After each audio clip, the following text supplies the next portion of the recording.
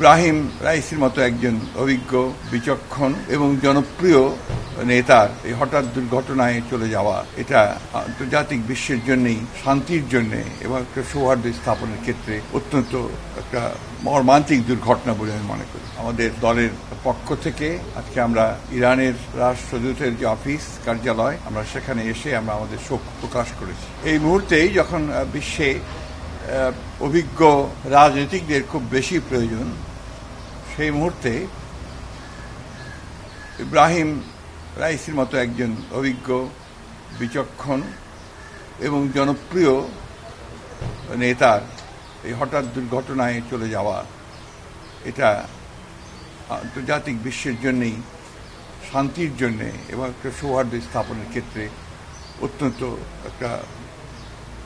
মর্মান্তিক দুর্ঘটনা বলে আমি মনে করি। আমরা আমাদের দলের পক্ষ থেকে ইরানের জনগণ, সরকার এবং আমাদের ইরানের প্রেসিডেন্টের পরিবার, আত্মীয় স্বজন, পররাষ্ট্রমন্ত্রীর পরিবার, আত্মীয় স্বজন, তাদের প্রতি গভীর সমবেদনা জানাচ্ছি এবং